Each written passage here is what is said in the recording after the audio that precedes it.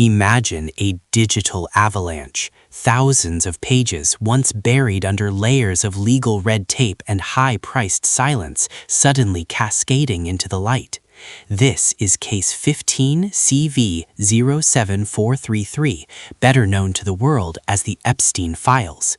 In the control room, the air is thick with the hum of servers and the frantic energy of journalists who know they are touching something radioactive. This isn't just about sensational headlines or the morbid curiosity of the public. It's about the unsealing of a narrative that has been carefully controlled for decades. Every cursor blink on these screens feels like a heartbeat, a rhythmic reminder that the truth is finally being exhaled by the judicial system. As the blue light washes over the faces of the producers, the redacted headers begin to fall away, revealing names that carry the weight of empires. It is a moment of profound accountability, or perhaps just the beginning of a much deeper, much darker investigation into the halls of power. We are looking at a legal paper trail that maps the movements of the untouchable, finally drawn in ink for the entire world to see and judge for themselves. Welcome back to the program. The on-air sign is a bleeding red scar in the studio, a warning that what we are about to discuss carries weight far beyond these walls.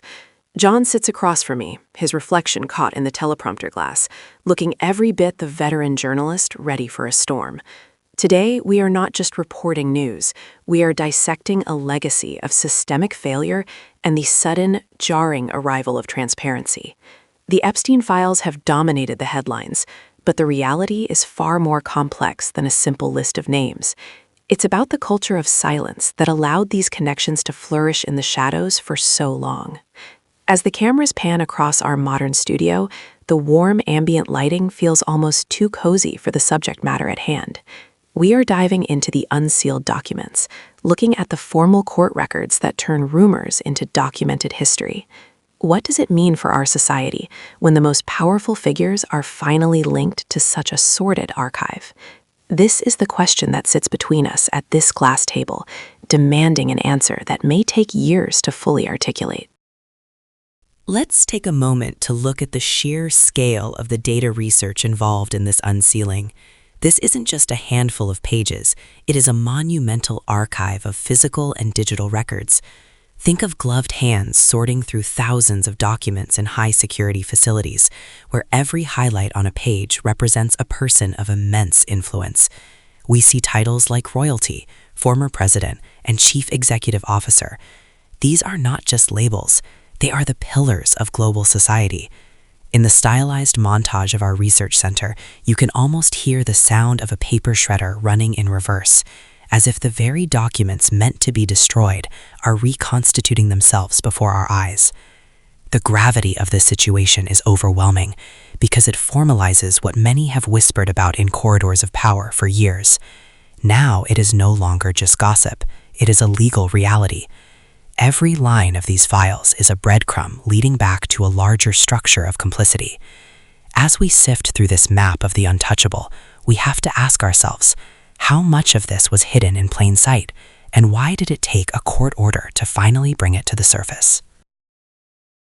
It is crucial to understand that for the victims, this isn't just a news cycle, it's a reckoning. When I look at these files, I don't just see names and dates. I see a map of trauma and the long, arduous road to some semblance of justice. The camera pushes in tight because this is an intimate story, despite its global scale. It's a legal paper trail that finally validates the voices of those who were ignored for 20 years. We're walking a razor's edge here. On one side, there is the public's thirst for scandalous details, and on the other, the somber reality of a criminal enterprise that operated with impunity. Does this release change the lives of the survivors, or is it just fueling a morbid curiosity? Transparency is a step, but it is not the destination. By bringing the full truth out into the open, we are finally allowing a complete narrative of what happened in those rooms to be told. It's about taking those cold, hard, documented facts and using them to build a future where this kind of systemic abuse cannot hide behind wealth and influence ever again. Across the country, in sparsely furnished rooms and high-end estates alike, people are watching. For the victims, this broadcast represents a breath they have been holding for 2 decades. Imagine sitting in the shadows, watching a flickering TV, and finally seeing the names of your tormentors or their enablers read aloud on the national news. The grainy black and white footage of mansions in Palm Beach and townhouses in New York serves as a haunting reminder of the physical locations where these events took place.